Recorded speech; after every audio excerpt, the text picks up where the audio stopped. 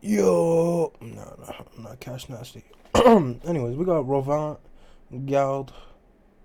How episode 235 changed One Piece forever, ever. Um, I'm excited for this, man. Let's see. I don't remember what happened in episode 235 because I'm a One thousand episodes Piece. deep. There's a But lot of important moments in this show, let's see. but there's one that I haven't seen be talked about nearly Garp. enough, and that's episode 235. Before I go Chapter on, I want to give a 331? spoiler warning, as I'll be referencing things that happen up to the end of Water 7 arc, so click away now if you haven't seen What it. am I doing, bro? Otherwise, Yeah. you'll spoil some of the best parts of the entire series. This video will be Oh yeah, split so up. spoiler warning, bro. Wait, what did you Give a say? spoiler warning, as I'll be referencing things that happen up to the end of Water 7 arc, so click away now if you haven't seen it yet. Okay, yeah. If you haven't watched Water 7, click away. Otherwise, you'll Okay. spoil some of the best parts of the entire series. This video will be split up into two parts. The first will be an overview of why this episode changed One Piece, and the second part will be an analysis of what happened during the episode. So Okay. here we go. Episode 235 is well known for being the episode where Usopp leaves the crew. This is one of the most emotional moments throughout the entire anime. But how did this episode change One Piece? Well, since the beginning of the show, there's always been a lot of emotional and serious moments, whether it's Nami's village being terrorized by Arlong or Sanji's journey with Zeph. Even Nami left the crew for a short while early in the series, so you may be wondering, what makes this certain episode with Usopp leaving any different? Well, even though the Straw Hats faced a lot of challenges throughout their journeys, the audience subconsciously knew that they would overcome them. Early on in the series, it was never a question of can they defeat their enemies, but how would they defeat their enemies. When Nami left the crew, we knew that it wasn't over because she didn't truly want to leave. We knew that there was going to be a resolution, and when we heard about her backstory with Arlong, we knew that Luffy and the crew would try and save her. Nami still cared about the crew, and she only left because she had no other choice. That's what makes this episode different. It was the first time a crew member voluntarily left the crew, and this time it could have easily been permanent. Also, up until episode 235, all the enemies that the crew faced were external.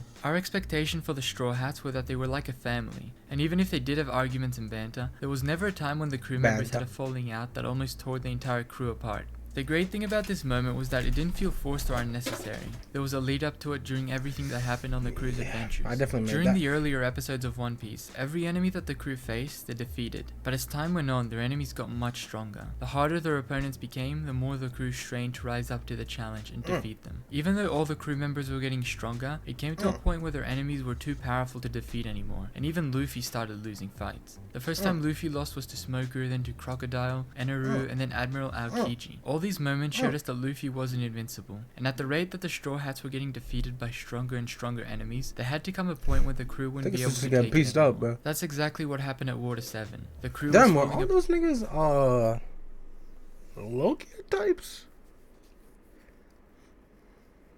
That's crazy. apart, their ship was falling Nigga apart, just and their always fighting journey low almost gears. came to an end. This was the toll the adventures took on the crew members. What the fuck was this? Episode What was that 235 and the trash-ass events that drawing, happened bro? during Water 7 was the closest the crew ever came to breaking up. The most surprising thing was the reason their journey almost ended wasn't even because of an external enemy this time. It was because of one of their own crew members. This completely subverted expectations while making total sense at the same time. Usopp's breakdown was a long time coming. He always pointed out how he was falling behind the rest of the crew in terms of strength, but the reality of that didn't sink in until he was robbed and beaten up by the Frankie family. He realized just how underpowered he was, and he felt unworthy of staying in the crew.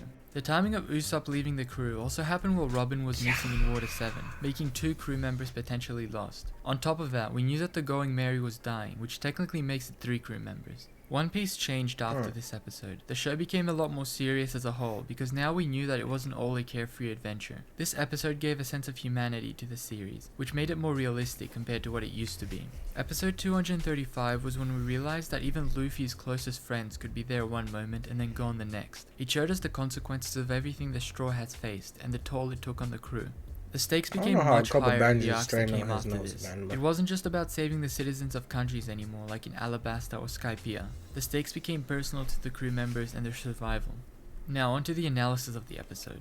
The episode begins with Luffy telling Usopp that the Going Merry can't be repaired, and they're going to buy a new ship. When Luffy tells Usopp about the Merry, Usopp doesn't even register it. He thinks Luffy's just joking. Usopp can't imagine a possibility where they wouldn't be sailing with the Going Merry, because he doesn't even see it as a ship, but it's his friend and a fellow crewmate. At this point, Usopp gets outraged and demands an explanation from Luffy. In his anger, Usopp can't see that Luffy's just as heartbroken by their decision as he is, and Usopp continues shouting until Luffy finally repeats that they're buying a new ship. Then the situation finally hits Usopp.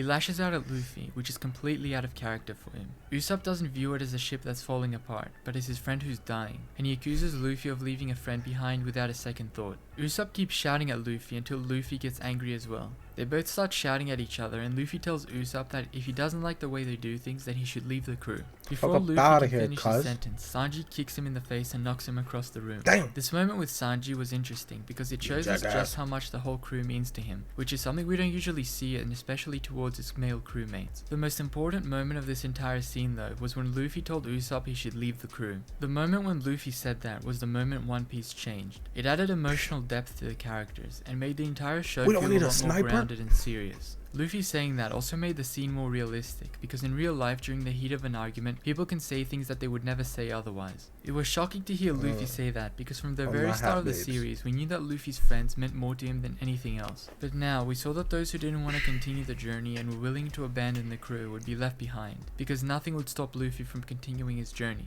In their argument, Luffy even told Usopp that nothing would hold the crew back from moving forward. After the argument ended, Usopp announced that he was leaving the crew. From this point on, we knew that the tensions in the crew had gone past anything we'd ever seen before. This wasn't just some small argument that could be ignored.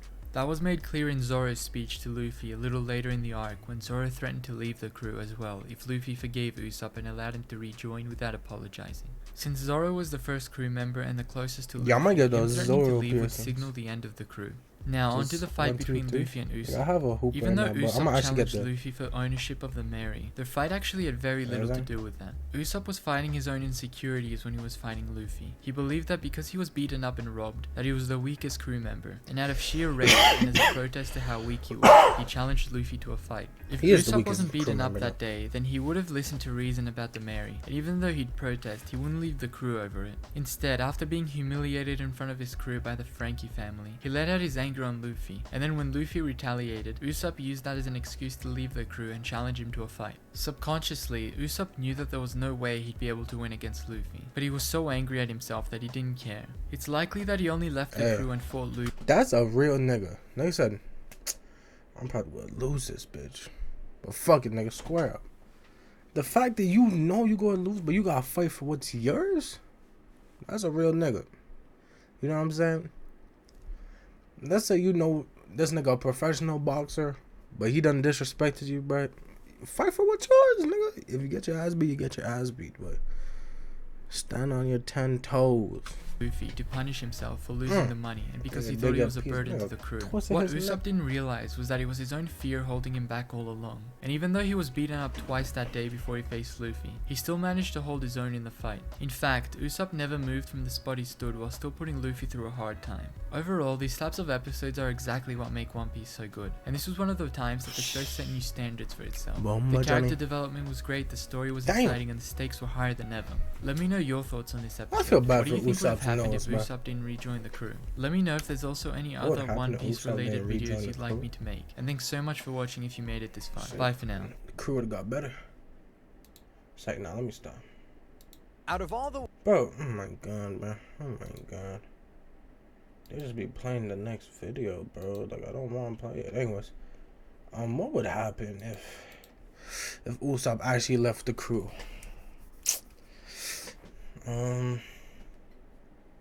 I feel weird, actually. I feel mad weird if Usopp wasn't in the crew, to be honest. But I don't know. I don't know how I feel about that. I'd have to think about like everything that happened throughout the show and then answer. But yeah, nah. Fuck that, mate.